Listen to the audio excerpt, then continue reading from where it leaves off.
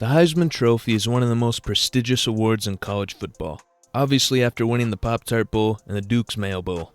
Now the FCS has a similar award to the Heisman, just their version is called the Walter Payton Award. And after I did a recent video about the original Adrian Peterson, who played for Georgia Southern and who won the Walter Payton Award himself, I wanted to see how these Heisman winners of the FCS did after they won the award, starting with the winner from 2010 to this past season of 2024. The first winner on this list from 2010 was Stephen F. Austin quarterback Jeremy Moses. To preface as well, since 2010, only one player that wasn't a QB won the award, so be prepared for me mentioning passing yards and touchdowns. But Moses guided these Lumberjacks to a 9-3 record, which won the team the Southland Conference, making the playoffs but losing in the second round to Villanova. His stats this award-winning season included 3,998 passing yards with 34 passing touchdowns, and where in each of those stats, he led the FCS. Jeremy became the first Stephen F. Austin player to win the Walter Payton Award, and where he also graduated as the FCS all-time passes completed leader. As for after college, I don't think Jeremy even tried for any more football action after graduation.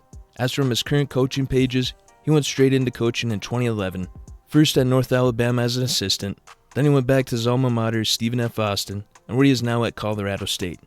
In 2011, transfer Bo Levi Mitchell of Eastern Washington won the award. Mitchell, like the previously mentioned Moses, led the FCS in passing yards and touchdowns during the regular season, at 4,009 yards and 33 touchdowns, while completing 63% of his passes. Team-wise was not the best. The Eagles only finished 6-5 and missed the playoffs. But as for Mitchell after college in 2012, he signed a deal to play for the Calgary Stampeders in the CFL, and where he began his long career. Mitchell got to play in Calgary for 10 seasons, where he accumulated 32,533 yards with his 188 touchdowns. While in Calgary as well, he won the league's MVP in 2016 and 2018, and when Calgary won the Grey Cup in 2014, he was the MVP of the game. 2023 and 2024, he continued his playing career for the Hamilton Tiger Cats, passing for 6,482 yards and 38 touchdowns these two seasons, and where he is still on the roster for the 2025 season. He currently sits in his CFL career 8th in career passing yards per game at 242.9. This sophomore in 2012 became the second sophomore at the time to win the Walter Payton. Taylor Heinicke won the award by setting the FCS passing record at 5,076 and having a total touchdown count of 55, also leading Old Dominion to a 10-1 record helped. Heinicke actually set the FCS record for most passing yards in a game this season too, with 730 in a game against New Hampshire. He helped lead the 4-seed Monarchs to the quarterfinals of the playoffs before losing to Georgia Southern. Since it was his sophomore season, Heinicke did finish out his career at Old Dominion in 2013 and 14. Where in these two seasons in the FCS and FBS, he passed for 7,498 yards with 63 passing touchdowns. Heinicke went undrafted in 2015, but did end up signing with the Vikings, and where he bounced around from the Vikings to the Texans, to the Panthers, the St. Louis Battlehawks, then the Washington Commanders. The seasons of 2021 and 2022 saw his most playtime in the NFL, where he started 24 games for Washington, passing for 5,278 yards with 32 touchdowns, and produced a great picture with Chase Young. 23 to 25, he has seen playtime with the Falcons and Chargers, but nothing of great significance. 2013 was a year some thought another QB was robbed of the award, but ultimately it went to Eastern Illinois Jimmy Garoppolo. Garoppolo threw for an FCS best 5,050 yards, adding 52 passing touchdowns with 4 rushing scores. These broke Eastern Illinois records held by previous QBs Tony Romo and Sean Payton. Garoppolo edged out Vernon Adams Jr. this season for the award, as Adams actually did set the FCS record for touchdown passes in a season this very season at 53, one above Garoppolo, but obviously didn't win. Eastern Illinois finished 11-1, where they made it to the quarterfinals of the playoffs. As for after college, Garoppolo saw himself be drafted in 2014's second round to the Patriots, and where this was uneventful until 2016, where Brady was suspended, meaning Jimmy got to start 2 games before becoming injured. He then signed with the 49ers in 2017, and where he stayed here until 2022. Probably should have a Super Bowl victory against the Chiefs, but the 49ers had a bad fourth quarter collapse. In the Bay, his stats included 13,599 yards with 82 touchdowns on a 67 pass completion percentage. 2023 and 2024, he saw action for the Raiders and Rams and re-signed on a one-year deal with the Rams for 2025. The Walter Payton Award winner in 2014 was John Robertson of Villanova, and really the only name I had no clue of who this was. Robertson led Villanova to a 10-2 record with a quarterfinal playoff appearance. Robertson himself had a solid 65% pass completion for 2,846 yards, 35 touchdowns, and just 3 picks.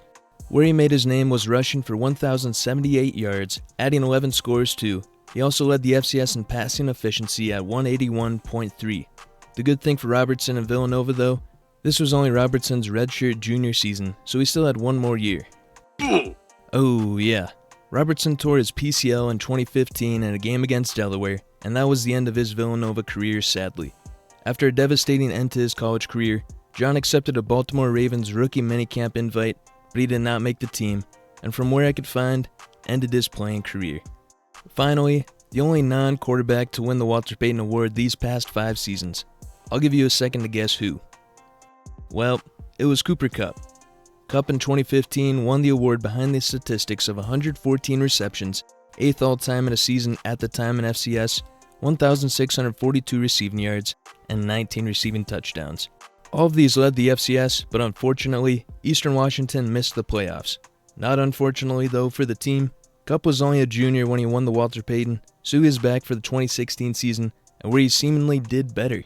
Even with missing a game and a half, Kupp still put up a mind-blowing 117 catches for 1,700 yards with 17 touchdowns, and this year team-wise, the Eagles made the semifinals of the playoffs, losing by a heartbreaking 2 points to Youngstown State. The 2017 draft, Cooper Kupp was selected by the Rams, and we had a great 8 years with them. Total stats of 634 receptions for 7,776 yards and 57 touchdowns. Not to forget his great 2021 season, where he won the receiving Triple Crown, which won him Offensive Player of the Year award.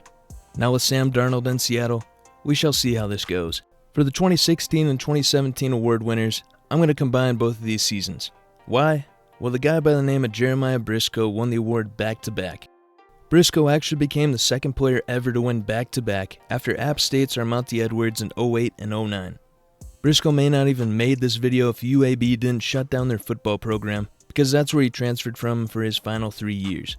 His first year winning the award was in 16, and where he actually broke the FCS passing touchdowns record for a single season, where he passed for 57. He had the second most passing yards in the FCS with 4,602, and with a 63 completion percentage, and where he led the team to a quarterfinals appearance. Year 2 in 17 was better in some statistics, but not others. Briscoe did improve to 5,003 passing yards, but dropped in completion percentage to 58 and passing touchdowns down to 45 with interceptions up to 16. Briscoe did help lead the Bearcats to a semifinals playoff run, and when in voting, he edged out South Dakota QB Chris Streveler by just 70 votes. From professional football, Briscoe signed with the Eagles in April of 2018, however, was eventually cut in August of 2018. He then signed with the Edmonton Eskimos of the CFL in 2018, playing till 2020, but where he really was just a backup. 2018's winner actually has also won multiple country music awards since the year 2. Wait, no, that's Lainey Wilson. Devlin Hodges is actually who I'm talking about. Duck Hodges won this award by leading the FCS in passing yards at 4,265, completing 70% of his passes and adding on 40 total touchdowns. Hodges also graduated with the all-time passing yard record in the FCS career at 14,584 yards, passing Steve McNair. After not being drafted, Duck signed as a UDFA with the Steelers in 2019, and where he got to start 6 games for Pittsburgh that season. The team went 3-3, where his stats included 1,068 yards with 5 touchdowns and 8 interceptions. After this 19 season, he was on the Steelers practice squad in 2020, signed with the Rams for a little in 2021, then went to the CFL's Ottawa Redbacks, but retired from the sport in 2022. My home state of North Dakota saw a winner for the Walter Payton Award in 2019. Surprisingly, Trey Lance became the first winner for NDSU and the first freshman to win the award, deservingly so. Lance put up 2,786 passing yards, 28 passing touchdowns, leading the FCS in pass efficiency rating at 108.6, while also gaining 1,100 rushing yards and 14 rushing touchdowns. Can't forget as well, him setting an FCS record of 287 pass attempts without an interception. Being just a freshman, he had more college ball to play. Yeah, never mind. Since COVID happened in 2020, Lance only played 1 game against Central Arkansas and decided to pursue his NFL career. Lance was a first-round pick in 2021 by the 49ers, actually third overall. During his NFL career, it's been plagued with injuries.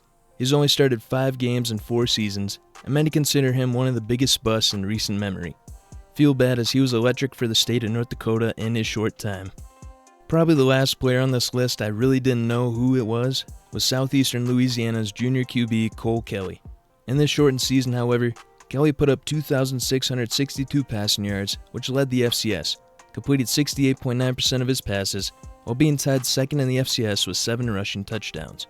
Kind of sad he won this season, his junior season, because senior year in 2021, he put up 5,124 yards, completing 74% of his passes for 44 touchdowns, also adding 16 TDs on the ground, leading the Lions to a second-round appearance in the playoffs too. Kelly signed as a UDFA with the Commanders in 2022, but was released in August. Then he got an opportunity in the USFL with the Memphis Showboats in 2023, where he was able to start 8 games for Memphis, putting up 1,533 yards and 7 passing touchdowns, later got released in March of 2024. The guy Kelly lost to in the 2021 season was Eastern Washington's QB Eric Barriere. How Barriere won the Walter Payton Award over Kelly was because Barriere put up 5,070 yards for 46 touchdown passes, rushing for another 4 touchdowns and 222 yards, so Kelly definitely could have went back-to-back, but I don't think the voters would have wanted that. After college, no NFL experience, but for the 22 and 23 seasons, he was a part of the Michigan Panthers and New Jersey Generals of the USFL. No impactful action though. The 2024 season was 2 CFL teams in the Winnipeg Blue Bombers and the Saskatchewan Roughriders, where once again, no impactful action. This 7th-year senior was a record-setting QB who led Incarnate Word to their deepest playoff run in school history. Lindsey Scott Jr. led the Cardinals to a 10-1 record while also making a semifinals run. Stat-wise, Scott Jr. had 4,686 passing yards, and where he set the FCS passing touchdowns in a season record at 60 touchdowns. Also added 712 yards on the ground with 11 rushing scores. From a professional standpoint, Lindsey got chances with the Buccaneers and Jets, then played in the UFL, but now he's an assistant quarterbacks coach at Texas Tech. Another close player to my home state, South Dakota State's QB Mark Gronowski won the Walter Payton in 2023. Starting 15 games for the Jackrabbits, Gronowski completed 209 passes on 307 attempts. This led to 3,058 yards, 29 touchdowns to just 5 interceptions, getting 8 rushing touchdowns as well to his total. Gronowski came back to South Dakota State for the 2024 season, but this season was definitely a bit worse. Down to a 61 completion percentage, 2,719 passing yards, and just 23 touchdowns. The team also lost to NDSU in the semifinals of the playoffs this year. Now for 2025, Iowa convinced Gronowski to come to Iowa City, so I guess we'll see how this year turns out. Our last winner of this list is another player close to my home state. The Montana State Bobcats were led by quarterback Tommy Mellott, and where another Walter Payton Award winner went to the FCS championship game. Too bad though, as they also lost to my NDSU team 35-32 on a punt. He became Montana State's first winner, and as for the regular season, Mellott passed for 1,956 yards at a 68% completion for 22 touchdowns to 1 interception. He ran for 640 yards with 11 rushing touchdowns as well. I also think he got this award due to the Bobcats going undefeated this season, like Gronowski the season prior, because stat-wise, both these guys did not deserve the award in my opinion. Anyways, the recent 2025 draft, the Raiders selected Mellott in the 6th round, but where he is trying to make the team as a wide receiver. But there it is, the last 15 Heisman or Walter Payton Award winners on the FCS level, and what happened to them. Unlike the FBS Heisman winners who actually translate to the NFL, a small amount of these guys have made an impact on the National Football League. I guess it's not really crazy that the only non-QB on this list is the one who had the best NFL career. If you wouldn't mind hitting the like button, the subscribe button, and hitting the bell notifications. Thank you.